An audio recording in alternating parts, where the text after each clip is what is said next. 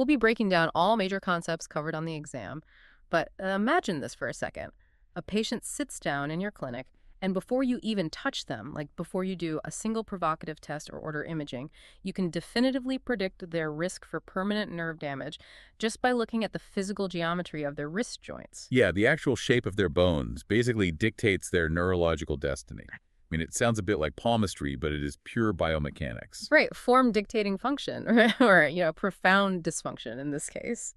As MCCQE reviewers, our entire mission is to help you, the Canadian medical student, feel fully confident and comfortable with the exam review process. Absolutely.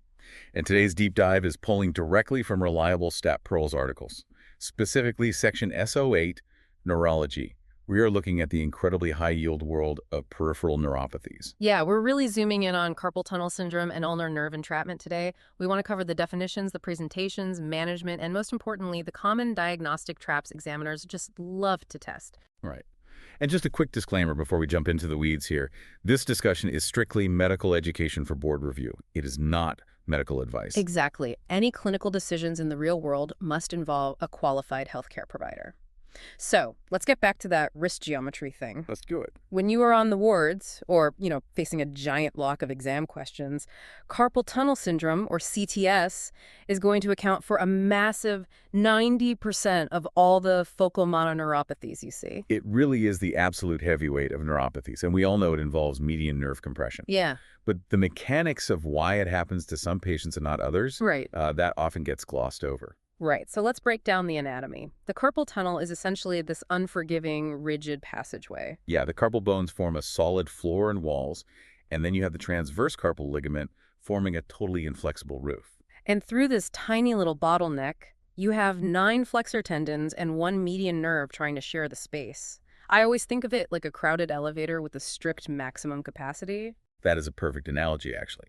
The elevator is the fixed volume of the carpal tunnel, and those 9 flexor tendons are the passengers. Right, so when a patient does a lot of repetitive hand movements, those tendons develop tenosynovitis. They get inflamed. It's like all 9 of those elevator passengers suddenly put on massive, puffy winter coats. Exactly. The volume of the elevator doesn't change, so the only thing that yields to the pressure is the softest structure in the room. Which is the median nerve. It just gets completely squished against the wall. And the hemodynamics of that crush are what actually drive the pathology, right? Normal pressure in the carpal tunnel is what, around 2 to 10 millimeters of mercury? Yeah, usually. But the moment you flex or extend that wrist, the pressure spikes up to 8 or 10 times that amount. It can hit 90 millimeters of mercury. Wow, so a near 10-fold increase just from moving the wrist. Exactly. And that immediately collapses the intraneural venous drainage of the median nerve. Which sets off this really disastrous cascade. The venous congestion leads to ischemia, which starves the nerve of oxygen. Right. And that hypoxia causes localized demyelination. Then the damaged endothelial cells start leaking fluid. Meaning endoneurial edema. So the nerve is trapped in this vicious, self-perpetuating cycle of swelling and lack of oxygen. Yeah, which brings us back to that geometric predictor you teased at the start. The board examiners really love testing the square wrist test. Oh, right. How exactly does wrist geometry predict all this? Well, you look at the ratio of the wrist's anterior-posterior thickness to its medial lateral width. If that ratio exceeds 0.7, meaning the wrist is closer to a perfect square than a flattened oval, the patient's baseline carpal tunnel volume is naturally compromised. Ah, so they just have significantly less margin for error before that whole ischemic cycle begins. Precisely. It explains why certain demographics are disproportionately affected. Like, females have a 3-to-1 prevalence over males, largely due to those anatomical tunnel dimensions. And obesity effectively doubles the risk, right? Because of the extra adipose tissue taking up that already limited space. Yep. You also have to watch for systemic conditions that mess with the fluid dynamics in that closed compartment. Like repetitive or vibratory work, obviously, and genetics, Yeah. plus diabetes, rheumatoid arthritis, hypothyroidism. And pregnancy is a really classic vignette scenario because of the massive systemic fluid retention. Right. So the etiology totally makes sense. But patients rarely walk into the clinic saying, my median nerve is ischemic. They just complain of a numb hand. Exactly. And this is where examiners set up their favorite diagnostic traps. The classic clinical presentation is this insidious onset of pain and numbness. And paresthesias in the thumb, index, middle, and exactly the radial half of the ring finger. The timeline of those symptoms is a huge clue, too.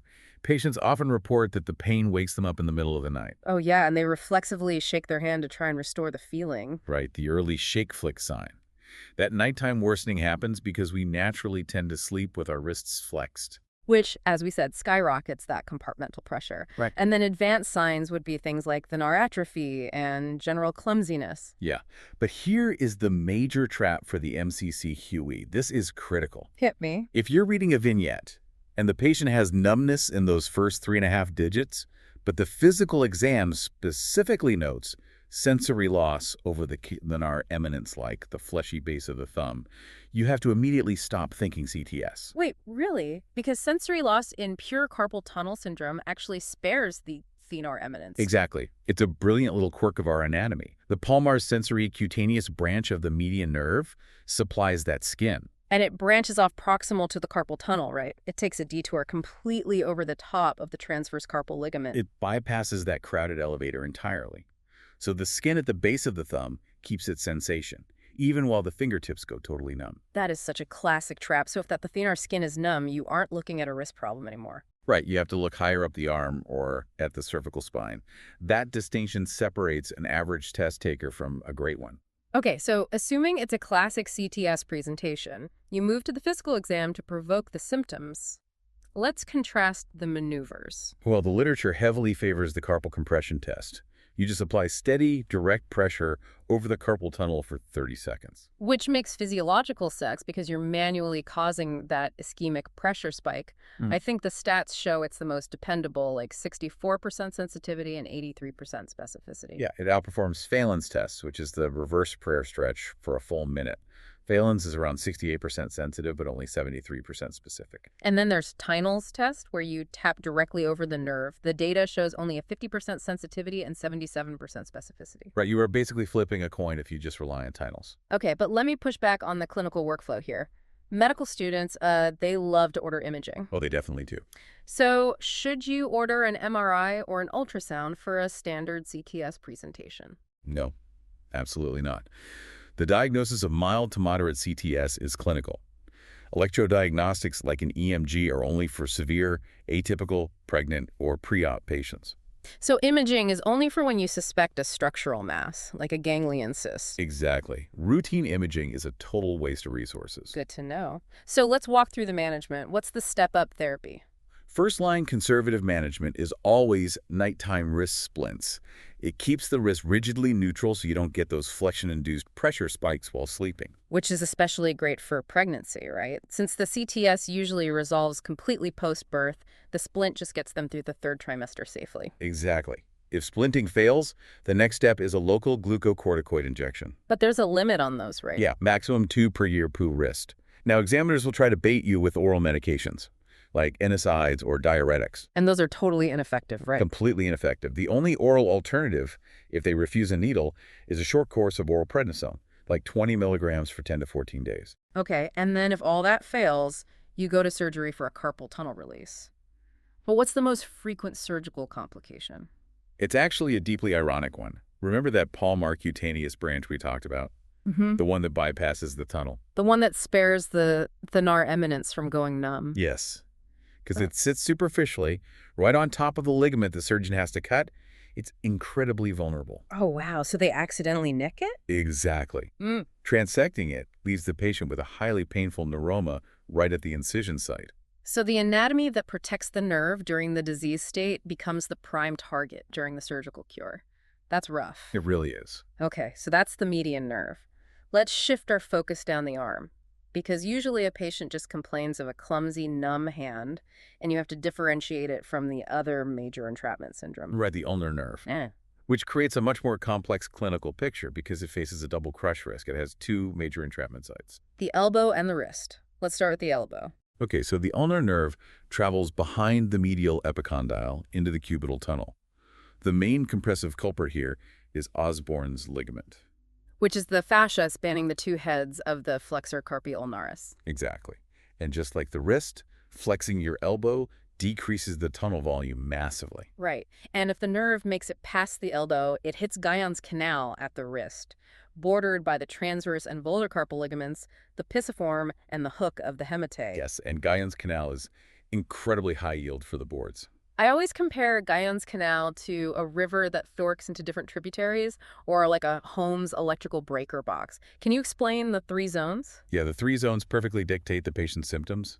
Zone 1 is proximal to the bifurcation. It's the main breaker for the whole house. So it contains both motor and sensory fibers. Exactly. If a ganglion cyst or a hook of the hamate fracture hits Zone 1, you get mixed motor and sensory deficits. Okay, what about Zone 2? Zone 2 surrounds only the deep motor branch. It's like the breaker circuit, just for the heavy appliances. So pathology here causes an isolated motor deficit. No sensory loss at all. And Zone 3? Zone 3 is the lighting circuit. It surrounds the superficial sensory branch. A hit here causes an isolated sensory deficit. And the classic board-tested cause for Zone 3 is usually vascular, right? Not a fracture. Spot on. It's almost always an ulnar artery thrombosis or an aneurysm compressing the nerve in that specific zone. Okay, so mapping the physical signs of ulnar weakness is crucial to rule out look-alike pathologies. Let's talk about the classic physical signs. The first one is Frohman's test. You have the patient hold a piece of paper between their thumb and index finger. And you try to pull it away. If the ulnar innervated adductor pollicis is weak, what happens? The patient compensates by flexing their thumb at the eye key joint using the flexor pollicis longus, which is median innervated. Right, so the median nerve basically tries to do the ulnar nerve's job. What about Wartenberg's sign? That's where the patient holds their fingers extended and adducted. If the ulnar nerve is compromised, the pinky finger slowly drifts out into abduction. Because the weak ulnar palmar interossae are overpowered by the radial innervated extensor muscles. Exactly. The extensor digiti minimi and extensor digitorum communis just pull the pinky away unopposed. Okay, but this brings us to the ultimate MCCQE differential trap. A patient has a positive Frohman's, a drifting pinky, and numbness in their fourth and fifth digits. Your instinct is peripheral ulnar entrapment, but the major mimic is a C8 radiculopathy. Right, a compressed nerve root in the lower cervical spine. So how do we distinguish a distal ulnar issue from a C8 radiculopathy? Two key differentiators. First, you have to check medial forearm sensation. Because that skin is supplied by the medial antebrachial cutaneous nerve, which branches off the medial cord fed by C8 way up in the arm. Precisely. If medial forearm sensation is lost, it's a C8 issue, not a distal ulnar issue. The ulnar nerve hasn't even reached the elbow yet when that sensory branch splits off. And the second differentiator? The median innervated thenar muscles. A C8 radiculopathy will weaken the thenar muscles, like the abductor pollicis brevis. But an isolated peripheral ulnar neuropathy won't affect them at all. Exactly. So weak thenar muscles plus a numb medial forearm equals C8. Okay, but let me play devil's advocate here. I'm looking at the evaluation guidelines, and it says if you confirm a C8 lesion, you should order a chest x-ray. I know, it sounds bizarre. Right, like, wait, why on earth would a patient coming in with hand clumsiness and pinky numbness need a chest x-ray? Because you have to follow the anatomy back to the source. To rule out an apical lung tumor, specifically a Pancoast tumor, compressing the medial cord of the brachial plexus. Especially in a smoker. That's a classic board question. It integrates neurology, anatomy, and oncology all at once. They love doing that. Okay, quickly, what about ulnar management and complications? For cubital tunnel, splinting with the elbow at 45 degrees of flexion. If you need surgery, it's Osborne's release, medial epicondylectomy, or an ulnar nerve transposition. But transposition has a major complication trap, right? Yeah, relocating the nerve can damage the medial antebrachial cutaneous nerve or the medial collateral ligament, causing chronic elbow instability. Oh, and one more thing, Hook, of hamate fractures require a CT scan, right? Because regular x-rays have super low sensitivity. Correct. Always go for the CT if you suspect a hamate fracture. All right, this has been incredibly high yield. Let's do a rapid-fire summary of the absolute must-know takeaways for the listener. First, in carpal tunnel syndrome, always remember the sensory sparing of the Hodern eminence. If the base of the thumb is numb, it's not pure CTS. Second, memorize the three zones of Guyon's canal. Zone 1 is mixed, Zone 2 is pure motor, Zone 3 is pure sensory. And finally, always use medial forearm sensation to differentiate an ulnar neuropathy from a C8 radiculopathy. Master those three concepts, and you will crush these questions on the exam. Absolutely. Before we wrap up, I want to leave you with a final thought to ponder as you review your notes today. Oh, I like these. Consider the strange evolutionary irony of the human hand. I mean, we evolved these incredibly complex, highly sensitive appendages that grant us unparalleled fine motor dominance. We can perform microsurgeries and play the piano. Exactly. Yet our biology routed the crucial wiring for this superpower through completely rigid bottleneck tunnels made of bone and tight ligaments. It really is an anatomical design flaw. It is. It's a design flaw that practically guarantees the neuropathies you'll be treating in your future practice. The very structures that give our hands their strength are the exact mechanisms of their eventual failure. Just something to think about. Well said. Thanks. Keep studying and trust your training. We'll see you on the next deep dive.